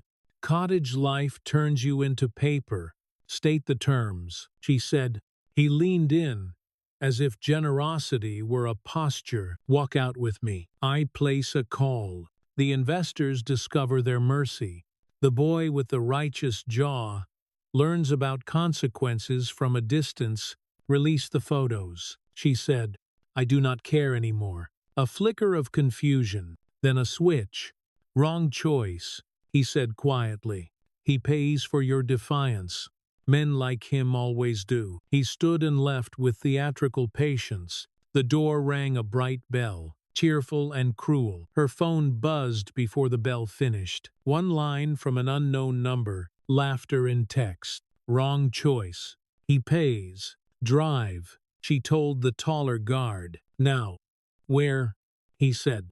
She spoke the street where a plain truck slept. She spoke the floor and the door. Truth, catching on breath. The car shouldered into traffic. She called Ethan once, twice, again, until the ringing felt like a wound she could step through. Do not run this light, she told the driver without looking away from the road. Understood, he said, and for once the word tried to obey physics. The building rose from its block like something that remembered being humble. His truck sat where it always sat, ordinary and faithful. She was moving before the car had finished deciding to stop. The stairwell took her in 3 strides at a time, and still felt too slow. She hammered the door with the side of her fist. Ethan, Ethan. Silence with breath behind it. The guard caught up. Words. Chasing action. Ma'am. Step back. Break it, she said. He hesitated and found the wrong lesson, then drove his shoulder into the lock. Wood complained and gave. The room inside was clean and spare, the home of a man who trusts velocity more than objects. Soap, coin laundry, the ghost of gun oil. The counter held a note in the hand that never shook. Had to take care of something. Do not look for me. Stay safe. Always. E. The paper slipped and fluttered like a shallow breath. She caught it with both hands and flattened it as if pressure could change ink. The guards filled the doorway with radios and posture. None of it mattered. She could feel the path he had taken, the particular gravity of a man who believes duty can outrun grief. She saw the house at the end of that road. Lawns like a sermon. Gates that learned contempt. Cameras owned by a family that tries to rent time. She saw a man who smiles for press and points a weapon off camera. Drive, she said, voice level because panic wastes oxygen. Drive or get out of my way. The road to the estate stretched like a wire pulled tight between fear and choice. Danica braced her hands on the seat as hedges rose ahead with their old money polish and their quiet contempt. The new guards watched mirrors and lines on the asphalt, men trained to obey procedures that did not know her name. Do not stop at the gate, she said, voice level as a measuring stick. The taller guard began to answer and then saw her eyes and let the plan change shape. The nose of the car kissed steel and then pushed, a hard insistence. Iron shrieked and folded. Gravel lifted in a pale fan and fell. They were inside, and the house rushed toward them, windows glossy with denial. She was out before the engine found stillness. The lawn gave under her shoes, manicured softness, hiding concrete intention. Sound pulled her right, through a narrow hedge path, and into the east garden. There, the air held a terrible rhythm. Bodies moved with a logic that did not belong to peace. Ethan knelt on pale stones, chest rising against pain. Blood bright at his temple like a stamp that would not wash. 2 heavy men circled him, batons raised in practiced arc. 10 paces away, Cameron stood with a phone held high like a trophy on a thin arm. His smile, the kind one puts on for mirrors. Stop, Danica said, the word cracking the garden like ice. Heads turned. Calculation moved across Cameron's face, smoothed itself into anger, and settled into something worse. His hand slid into his jacket, as if reaching for a pen. It came out with a small silver gun that looked polite and was not. The end of this, he said. Mouth gentle, eyes wrong. Ethan surged on instinct, a body, answering a vow. The batons struck and air buckled. He stayed up. He always did. Danica took 1 step, and the world shrank to a single small circle of dark steel, pointed at the soft place over her heart. "You should have come back when I asked nicely," Cameron said, and she heard the lie in every vowel. Ethan moved. He did not speak. He put himself between the gun and the woman he had already chosen, as if his body had been built for that one task. The shot cracked the afternoon. The sound bit the sky and left teeth marks. Impact took him. The force carried him into her. They fell together. Warmth poured through cotton under her palm and turned her fingers red. His breath hitched once, then found her name. "You are safe?" he managed, blood making his voice heavy. "You do not get to leave me," she said, hands locking over the wound, pressing hard enough to argue with fate. "You do not get to make me learn how to breathe around a hole." Her guards arrived like late thunder, hitting Cameron low and folding him to the gravel. His phone skidded under the hedge, a guilty little animal. The two baton men ran for the path and learned hedges hold on when you need them to tell the truth. The taller guard pinned Cameron with a knee that knew its work. The other scooped the gun into a clear bag and sealed it. Breath short, hands steady. "Call the number on the card in your pocket," Danica said, her voice turning the garden into a command post. "Say attempted murder. Say private estate. Say cámaras active. Say this house does not own time. The clocks belong to the city." Speak those words into a record. Now, sirens began somewhere far off, a thin silver sound that grew teeth. House lights woke and washed the scene in clean white. The garden cameras pivoted on their neat stalks. Eyes made for roses now pointed at violence. Two estate guards rushed in, hair neat, hands unsure. Behind them came Ashton's security director, face set, pen ready, the look of a man who finally understood the price of time. "Control room," Danica said without looking up from Ethan. "Pull every angle with line of sight to this garden. Copy to 2 drives in Mirror. Seal 1 here. Deliver 1 to my father's legal office. Bag the gun. Bag the phone under the hedge. Read the time from the city sync out loud at each handoff. Say the weather. Say the place. List every name that touches anything. Get witness names and what they smelled and what they heard. Move." The director moved. The estate guards hesitated, then obeyed because authority spoken cleanly is its own oxygen. Someone arrived with towels that were too white and too proud. She took them and did not care what they stained. "Hold," she told Ethan, and he tried because he always would. His eyes found her through pain and metal and fear. "Would do it again," he whispered, the words fraying at the edges. "You will not get the chance," she said. "Live." That is the order. Paramedics slid into the garden with those soft, decisive movements that make panic step aside. A woman with kind eyes and a voice of steel unspooled a seal and covered the wound, calling for air and lines and numbers. A partner found a vein. A board slid under a body that had been built to stay upright. Danica shifted only when a gentle hand asked. She let professionals take the place her palms had warmed. The world narrowed to the sound of a monitor, and the hiss of oxygen and the rasp of gravel under wheels. She climbed into the ambulance because there was nothing left to ask and no one fool enough to refuse. She held his hand as lights painted the road red and white, as the siren wrote a single note across blocks and bridges. She gave him a future in small plain words and refused to bargain with whatever heavy thing was trying to sit on her chest. "You promised me always," she said, steady as a level. "You do not get to solve a bullet with poetry and expect me to clap, breathe. That is our contract." Behind them, the estate carried out her orders like a body obeying nerve. In a chilled room of screens, a butler read times from a city-synced console in a careful voice. 2 drives swallowed video, while pens wrote names. The gun sat in a bag with a white strip that took ink without judgment.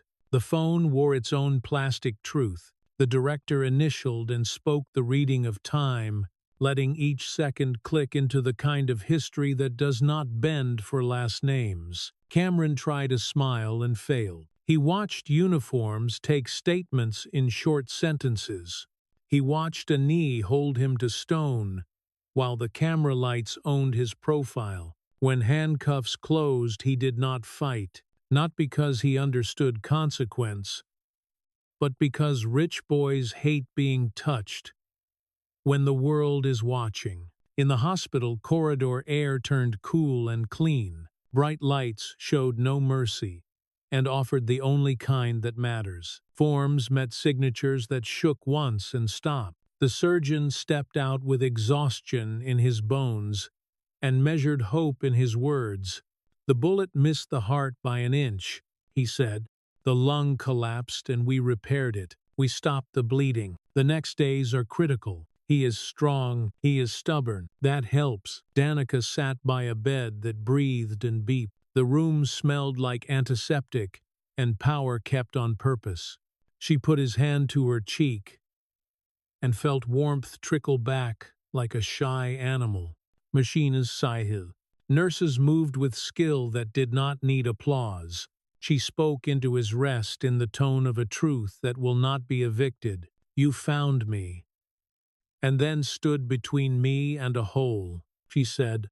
"I am found, you stay." Back at the estate, Ashton stood before a frame frozen mid-act. The angle showed a gun raised and a face wrong, and a garden that had finally decided to tell the truth. He set his thumb on the sealed drive and felt the ridges and understood that some signatures live in plastic. He turned to the director with a voice that had stopped buying exceptions. "One drive goes to legal now," he said. "The other rides with the officers. Every name reads on the chain. No edits. Not by me. Not by you. Not by this family." "Understood," the director said, and this time the word had a spine. The elevator hummed as if proud of its polish. Ashton dialed a board member and did not ask for indulgence. He called counsel and did not ask for advantage. He called a name at the district office and asked for a thing he had not requested in a very long time: integrity. He could feel a new muscle working, night thin. The ventilator sighed and then stopped because the lungs beneath it decided to resume their job. They pulled the tube while the nurse kept one hand steady on a pulse and the other on a line. Ethan coughed like a man hauled from cold water. His eyes found Danica and opened all the way. "You are late," she said, and the laugh that followed cracked and healed in the same breath. "You are safe," he rasped. "That is what matters." "You are alive," she said, and watched the words make color in his face. He smiled with the corner that belongs only to her. "Would do it again," he said, softer than a prayer. "No," she said, leaning close enough to give him warmth and warning. "Once is enough. Ever again is a failure of planning." Morning put a thin coin of light on the floor. A detective came in with a notebook and a tone that treated rich rooms like ordinary rooms. Danica answered with times and names and weather and camera angles, with phone under hedge and drive in a bag and chain signed in ink that would not smudge. She used the city clock to anchor each sentence. She kept her voice calm because the record likes calm. The chapter did not close on triumph.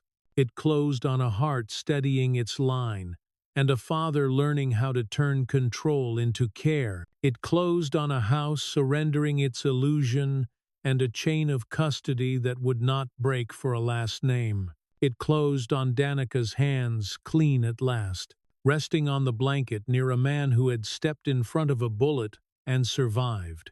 While sirens faded to memory and honest light kept watch, morning slid into the room like a careful hand, steady and warm. Machines kept their quiet oath beside the bed. A soft chorus of breath and pulse. Ethan slept with the color back in his mouth. and that was its own medicine. The small red diode above the door blinked like a patient heart. Danica sat in the chair with a notebook open and a pen ready for truth. She had learned that truth behaves better when it sees paper. A knock asked permission. Ashton stepped in with his tie loosened, and the rare humility of a man who had decided to change. He stopped at the foot of the bed and looked at his daughter the way a builder studies a wall he once overbuilt. "Permission to follow your lead," he said quietly. "No speeches, just the work. We tell the truth first," she said.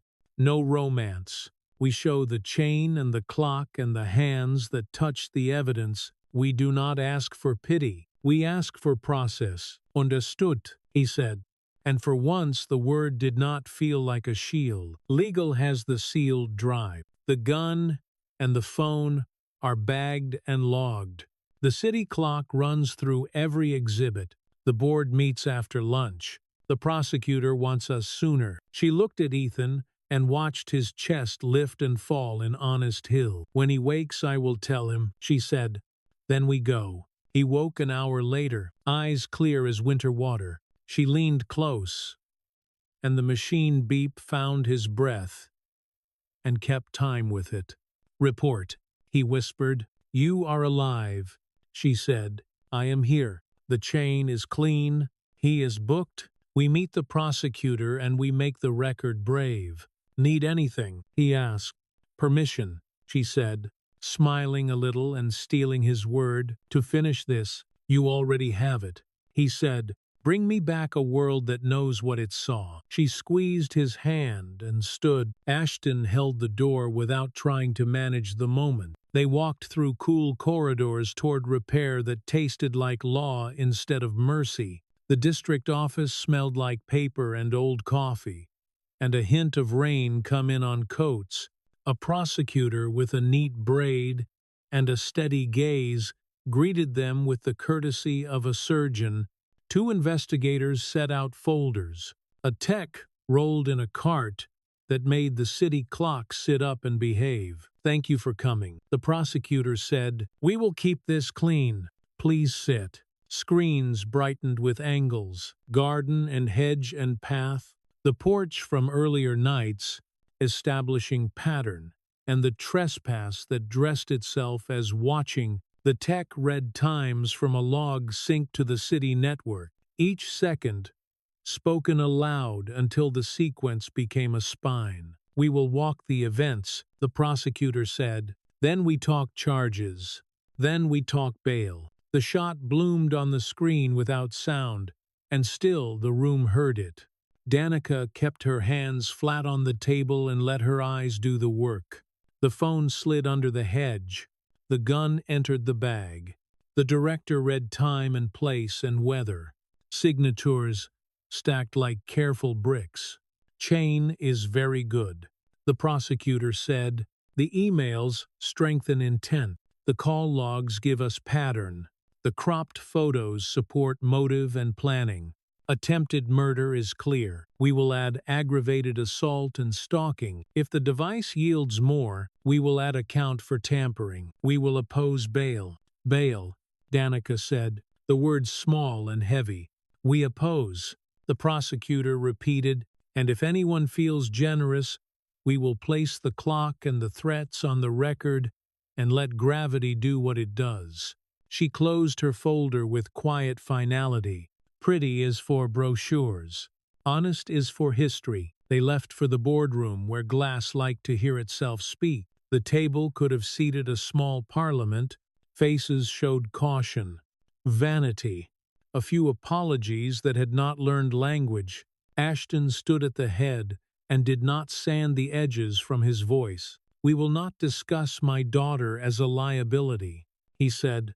"We will not euphemize a gun. We will look at a camera and a clock. Then we will vote like adults and accept risk with our eyes open." He passed the remote to Danica. She did not seek a friendly face.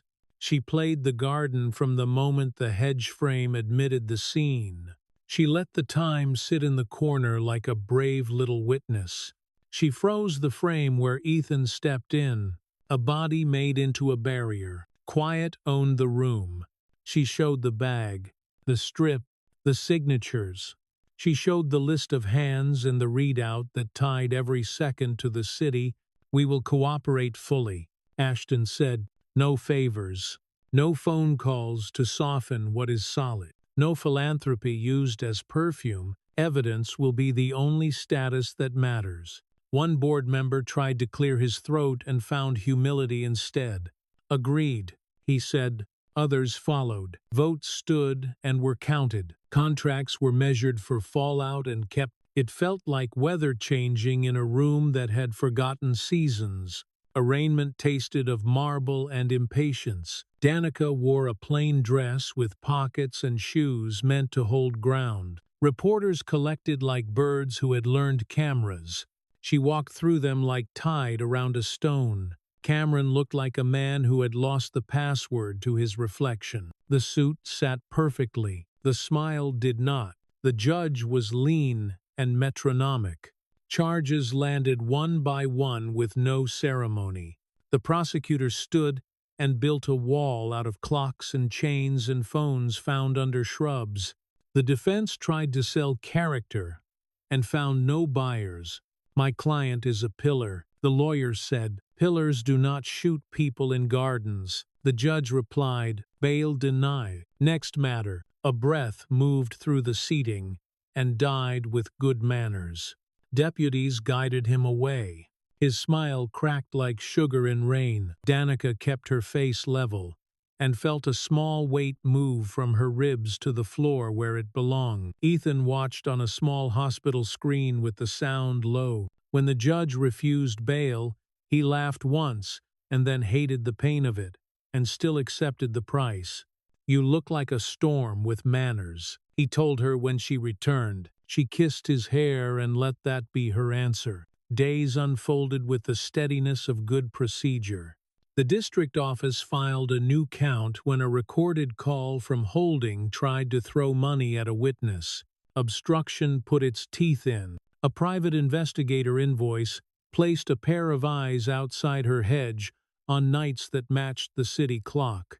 The envelope from her mailbox gave up a partial print that liked a database a little too much. The case tightened itself like laces pulled for a long run. Ashton stood at a lectern and faced cameras with a straight tie and an unvarnished face. He did not say "father" first, because men like him always say that. He said our family failed a boundary and learned late. He said safety is not a favor, it is a right. He announced funding for training that would teach private security how to preserve evidence and treat survivors with dignity, run by people who did not owe him anything. He spoke the name of the man who had stepped in front of a bullet and did not ask the room to applaud. Later, he brought an envelope to the hospital and the humility to match it. His letter was printed on old paper and new intentions. "I am sorry for trying to manage your life until it bled." It read, "I will spend the rest of my time turning control into care. If you want me to speak as your father in public, I will. If not, I will stay quiet and pay bills and keep doors open. No penalty. Your call." She read it twice and felt a long-held stitch release. She signed clean. Ethan signed too, grinning at the absurdity of a signature in a hospital gown, while the nurse witnessed with a polite smile a small good storm in a small bright room. Good mail arrived. A junior analyst from a partner firm wrote with a list of times they had matched live to a city feed. "We believed you because the numbers did," the note said. She printed it and tucked it under a tab labeled "Keep." At dusk, the prosecutor returned with news that carried its own light. "We are filing the full slate," she said. "He is trying to hire a narrative. It keeps failing interviews. Trial will take the time his lawyers ask for. We will counter with a clock that does not take bribes." "Thank you," Danica said. "Make the ending honest even if it is not pretty. Pretty is for brochures." the prosecutors said, and let the pause do its work. Honest is for history. When the room settled again, Danica stood at the window and let the city lean against the glass. The diode blinked its small pledge. On the tray, the evidence folder waited. Fat with receipts and signatures and little miracles, she set her palm to the cover and felt paper, give and hold. Ethan stirred and opened his eyes, ready for the next minute. He said, voice rough and sure, always. She said, we execute now. We make what happened matter. She took his hand, and for a long, quiet moment, there was no room for fear. Only breath, only the steady monitor agreeing with the steady heart, only the shape of a future that would not be a parade but something better. A slow, clean accounting, and then a door opening on honest light. Morning arrived without ceremony and stayed, a quiet guest that set every surface gently in place. The hospital had taught Danica to measure progress in small, honest units, a spoon that did not shake, a laugh that did not cost a breath, a corridor walked without bargaining. Ethan healed the way he did everything, with a discipline that looked like calm from the outside, and a stubborn kindness underneath. The red diode over the door kept its patient beat, as if the room itself were keeping a promise. News changed shape in lawful ways. A hearing became an indictment. The indictment became a date written in clerk ink, and the date became a room where facts were asked to speak. Danica learned to hold two clocks at once, the slow clock of the body and the steady clock of the courthouse. She carried the evidence folder like a necessary weight. Each new signature on the chain of custody was another stitch, closing something that had been torn. Ashton changed like weather that finally remembers the season it belongs to. He began in rooms that had once preferred gloss. He used words those rooms used to ignore: responsibility, boundary, evidence.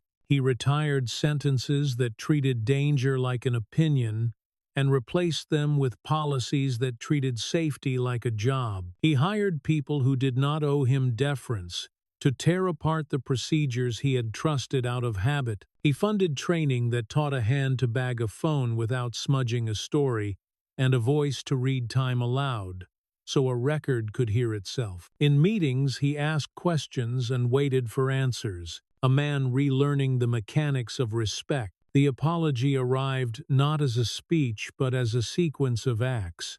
He stood before his own employees and did not begin with the easy line about being a father first. He began with, we failed, here and here and here. He named repair instead of redemption. He published receipts. He did not ask forgiveness.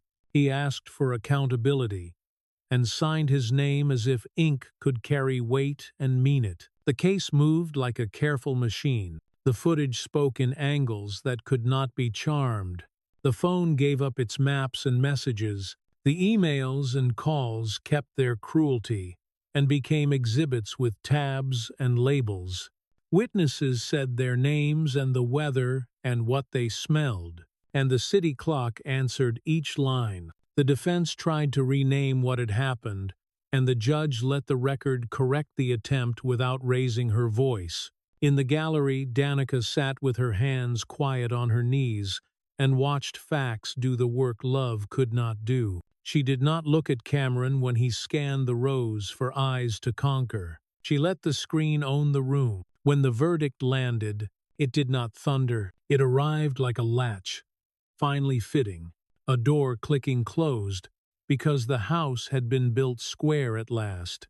The sentence that followed belonged to statute, not to her. That felt right. She did not speak on the courthouse steps. She went home and watered the basil and set the porch light to its honest schedule. Ethan returned to the cottage that had learned the shape of their days. He moved more slowly, and with new ease, as if some old, invisible weight had been traded for stitches and breath. The scar settled into him like a line on a map that tells the truth. He did not pretend invincibility. and she did not pretend she had not been terrified. They worked at the same table sometimes without speaking. The quiet, full of permission. He mended a hinge because hands need tasks. She rewrote a product description because words should earn their keep. Her launch had been postponed and then remade. On the new day, she stood on a small stage that smelled of citrus and cardboard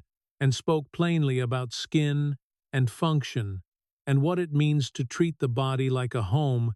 She did not perform tears. She showed process. She thanked a team that had learned to put labels on bottles and also on truths. She did not say survivor. She said person and meant it. At the back, Ethan stood in the comfortable shadow he preferred. When she stepped down, he met her halfway. They did not kiss for cameras. He took the box from her hands, and she let him. The room saw what it needed. Partners arrived with changed faces. Some offered apologies that earned receipts. Others simply listened harder and spoke less. That was sufficient. A junior analyst from a partner firm shook her hand and said their team had built a protocol to verify threats against the city clock. Numbers have opinions, he said, shy and certain, and we are finally listening to them. She printed his message and tucked it under the tab labeled Keep. The prosecutor visited the cottage with a single page and a tired smile. It was over the way legal things end, in stamped ink and command verbs, a date that would not open a gate for a very long time. She did not stay for coffee. She walked back under trees that knew how to hold light. Danica felt gratitude without spectacle. Honest is for history, the prosecutor had said, and now the history had its ink. Ashton arrived that evening with a ring of keys and left them on the table without a speech. These open the training space, he said. Your name is on the charter if you want it there. If not, it leaves. My job is to offer and then step out of the way. Take your time. Time did what time does when it finally belongs to people again. The scar quieted. The basil forgave inconsistent watering. The porch light clicked on at the minute it had been told. The hedge kept nothing that mattered. On a walk, they counted the noises that make a place into a home. The plastic tick of a sprinkler that forgot to stop. The two-note complaint of the second stair he had promised to fix and kept broken because it kept them honest. The distant train that sounded surprised to still be moving. The apology protocol Ashton had written with help from people not on his payroll became a template other companies asked to borrow. The program that trained security staff to treat a camera like a witness and a person like a person filled its first class, then the next one faster. Danica taught a session on language and walked into the hallway to breathe more than once. She returned each time because the room deserved someone who was not pretending ease. Ethan sat in the back and said nothing, and took notes like there might be a test. He spoke to the men who wore caution like armor, and taught them how to notice threads and torn leaves, and what a porch light can tell. On a night shaped like an ending and quiet like a beginning, they sat on the steps and watched the sky take pins of light. He could laugh without paying for it, and she could stop rehearsing grief. He cleared his throat.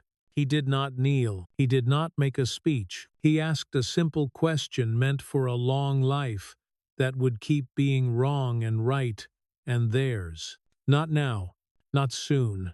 He said, when you are ready. She said yes, and added someday because she liked the taste of that word better than a date. They built a rhythm from plain days and clean choices. She set timers and kept cameras honest. He kept boots lined and the habit of saying time aloud when passing a thing that mattered. They misread each other and repaired. They left a note when the right sentence would not arrive on demand. They ate late and poorly and then remembered fruit. They learned that safety is not a cage and love is not a leash, and both are better when built from attention. Cameron existed somewhere with clocks that did not love him. For a while she did not check the registry. One quiet morning she did. She saw a range of years and felt nothing sharp. She closed the page and stepped outside, and watered the basil, and forgot him again on purpose. Justice had come in paper and rooms and rules, which is how justice should travel when it is real. Her heart did not need to be the courthouse anymore. The city reintroduced its softer sounds.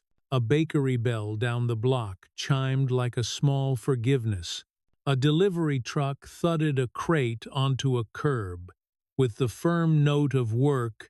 In the training space, a stamp hit a form and left its square of cold ink, a sound that announced decisions without shouting. At home, the second stair gave its mild complaint, and the latch answered with a clean click, the household version of law. On the anniversary of a night she had once thought would unmake her, they ate on the steps with plates on their knees, and the air respectful around them. No speeches, no big declarations. The basil leaned, crickets stitched. The porch light breathed its warm circle on the boards. She rose to fetch 2 squares of chocolate, and returned to find a folded note on her plate, in Ethan's careful hand. Working on forever. It read. She smiled and tucked it into the folder under the same tab as the analyst's message. Keep. Later, the house took its gentle inventory. She turned off the lamps in the order that made sense. She checked the deadbolt. She trusted, and for once did not check it twice. She paused in the doorway and let honest light from the porch wash over the threshold. The red diode blinked its modest pulse. Somewhere, a camera watched only what it should watch. Somewhere, a clock kept time without taking orders. None of this felt like triumph. All of it felt like victory. Danica lifted the latch and let it fall back into place. A small mechanical promise clicking shut. She turned toward the bedroom where Ethan had already opened the window an inch, because he liked the night to speak. She walked into the warm quiet and let the door rest, and the porch light kept watch, steady and kind, while the house learned how to sleep without fear. In the end, safe love reminds us that justice and healing rarely come as thunder. They arrive as quiet choices made every day. The story of Danica and Ethan isn't just about survival. It's about learning that silent, when forced, is another kind of wound, and that courage often sounds like a single, steady no. It's about realizing that control disguised as care is not love, and that real love, whether for another person or for yourself, always leaves the door open to choice. The tale shows how dignity is not given by wealth, status, or sympathy. It's reclaimed through truth. Like the old saying goes, gold fears no fire. When we dare to face what scorches us, we find what's real beneath the ash. Danica's journey teaches that confronting injustice doesn't always look like victory. Sometimes it looks like telling your story, setting boundaries, and letting the world see you without apology. In a world that often rewards silence, speaking up becomes a form of grace. Justice doesn't have to roar. It can sign its name in cold ink and still be honest. And love, when it is safe, becomes the quiet space where we can finally breathe without flinching. If this story moved you, share your thoughts below. Have you ever had to choose truth over peace? Comment with your experience. Leave a like to support stories that matter. And subscribe so you won't miss the next tale of resilience and reckoning. May your nights be calm, your mornings honest, and your heart steady in its own rhythm. Whatever storms you've walked through, remember, peace is not the absence of noise. It's the sound of your own life, lived freely.